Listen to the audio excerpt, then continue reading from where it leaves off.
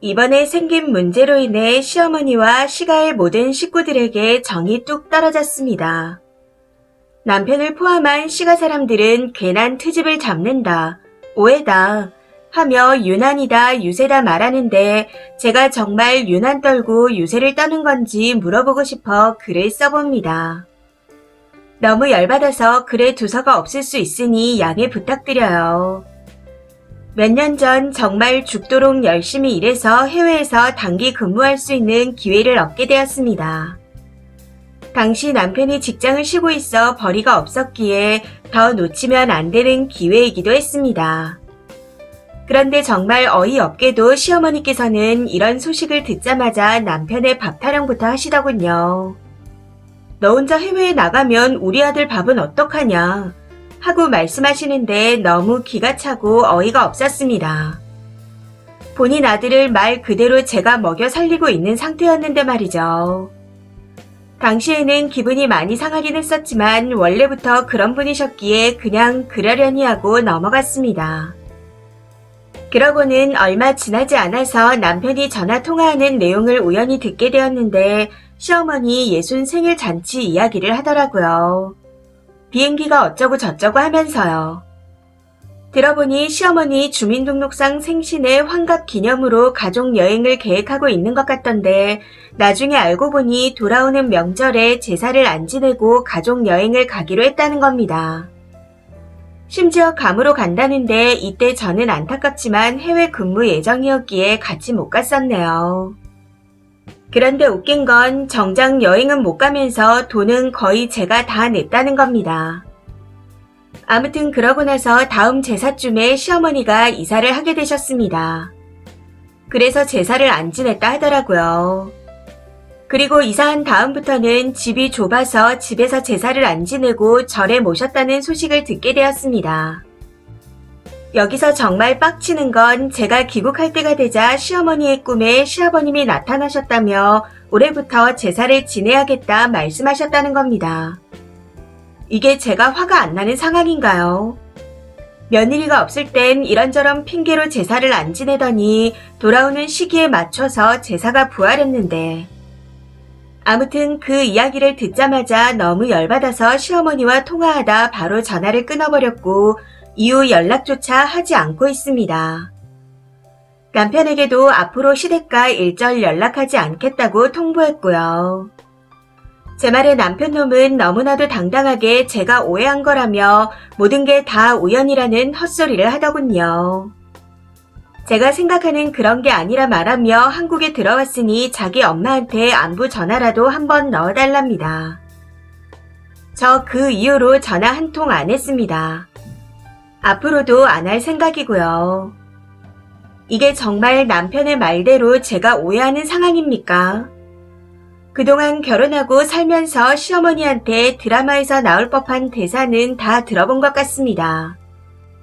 본인이 신세대 시어머니라며 농담처럼 대사를 읊으시더라고요.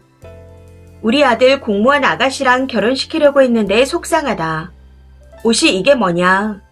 내 눈에 흙이 들어가기 전에 우리 아들 설거지 하는 꼴은 못 본다. 이걸 누구 코에 붙이냐. 손이 왜 이렇게 작냐. 애 늦게 낳을 거면 그냥 낳지 말고 나한테 용돈이나 줘라.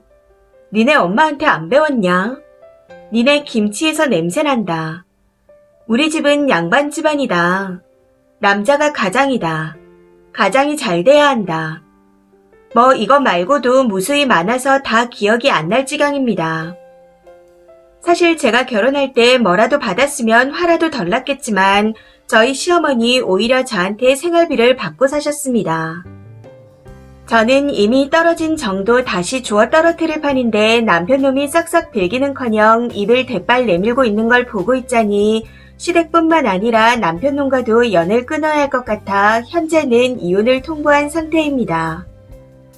100% 제가 예민하고 속 좁은 사람이라 생각하고 있다는 느낌이 드는데 남편놈은 이 또한 저의 오해라고 하겠죠. 여기서 추가로 말씀드리자면 남편의 언변이 정말 화려합니다. 물론 다 믿는 건 아니었지만 뭐 하고 있다. 네가 보는 게 다가 아니다. 이런 식으로 말하며 이야기를 시작하는데 저도 모르게 넘어간 적이 한두 번이 아니었습니다. 사실 이러나 저러나 어차피 저도 일하고 공부하느라 바쁘기도 하고 떨어져 있을 예정이었기에 한번 두고 보자 했던 것도 있었습니다. 솔직히 말씀드리자면 해외 근무를 자처했던 것도 이혼을 염두하고 있었던 터라 더 기를 쓰고 했던 거였죠. 떨어져 지내면서 좀 두고 보자 했었는데 두고 봤더니 역시나 또 변명질이네요. 그래서 그냥 이혼하려고요. 그리고 혹시 오해하실까봐 싶어 말씀드리자면 제가 해외에서 근무하고 있는 동안에는 시댁이나 남편이나 돈을 들이지 않았습니다.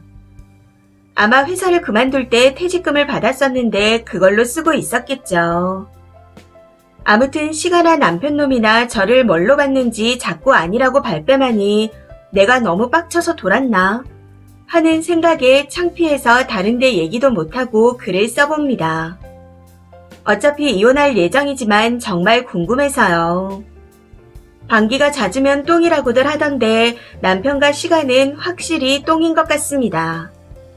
그냥 이혼하는 게 답인 것 같아요. 댓글입니다. 첫 번째. 아니 왜 그걸 참고 있었어요? 남편만 버리면 저 막말 할망구랑 볼 일도 없고 스트레스 받을 일도 없었잖아요. 참고 맞춰가며 살라고 하기엔 님 남편은 굴로만 봐선 님이 맞출 만한 가치가 없어 보입니다. 헛소리하면 그냥 갈라서세요. 연락도 생활비도 다 끊어버리시고요. 아쉬운 사람이 굽히기 마련입니다. 두 번째. 이렇게 당하고도 이혼을 안 하잖아요. 그렇게 되면 님은 딱 그 짝 취급받을 수준인 겁니다. 시무랑 대판하고 뒤집어 엎어도 분이 풀릴까 말까인데 남편이라는 작자는 이혼 못할 거 알고 살살 꼬드기고 마음을 누그러뜨리게 해서 다시 입맛대로 휘두르려는 겁니다. 그러니 무슨 말을 해도 넘어가지 마시고 꼭 이혼하세요. 세 번째. 양반집 가문의 시모가 입은 상것이네요. 참고로 저희 시가도 양반 가문인데 결혼 초에 처음 모인 명절 시모가 며느리인 저에게 야 하고 부르더라고요.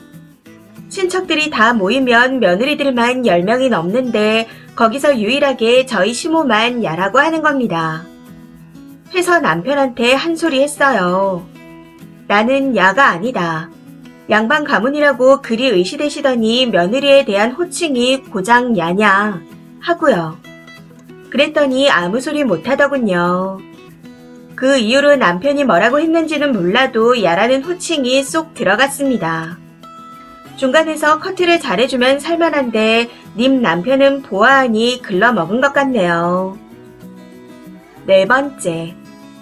가장이 돈을 못 벌어오는데 무슨 양반 집안이고 가장이에요. 그 집에선 쓴이가 가장이네요. 우연이고 나발이고 며느리 없으면 제사 없앤다더니 어느 양반집에서 이따구로 하냐고 남편을 후려잡으세요. 남편 보니 딱 이 말이 떠오르네요. 말이나 못하면 밉지나 않지. 다섯 번째. 왜 오해하게 일을 만드냐. 그럼 오해 안 하게 예전에 하던 대로 해라. 하고 말씀하세요. 유세를 떨어도 되는 상황인 것 같아요. 님이 돈 버는 거 한껏 유세 떠시고 남자가 가장이라면 가장 노릇 좀 하라고 하세요. 시모도 지원해주는 거 다 끊고 아들이 돈 버는 걸로 받으시라고 하시고요. 여섯 번째. 쓴이가 돈을 벌어서 시모도 주고 중간 역할 못하는 남편도 주는 거예요. 그 돈으로 제사도 하고 여행도 가고요. 이렇게 호구 잡힐 때가 돈을 다 끊어요. 그럼 돈 없어서 제사도 안 지낼 거고 시모 제어 못하는 남편도 정신을 차릴 겁니다. 막말로 시모는 그럴 수 있어도 남편은 그러면 안 되죠. 이도저도 안 되면 그냥 버려버리세요. 일곱 번째. 똥은 그냥 버리세요. 끼고 살아봤자 독이 올라서 아프거나 심하면 죽을 수도 있습니다. 글쓴이 똑똑한 사람이니 얼른 정리하시길. 보아하니 남편놈이 지금은 님을 믿고 집에서 탱자탱자 노는 것 같은데 아마 지 엄마한테 반품당하면 바로 취직할 겁니다. 이 사연은 여기까지입니다. 시청해주셔서 감사합니다.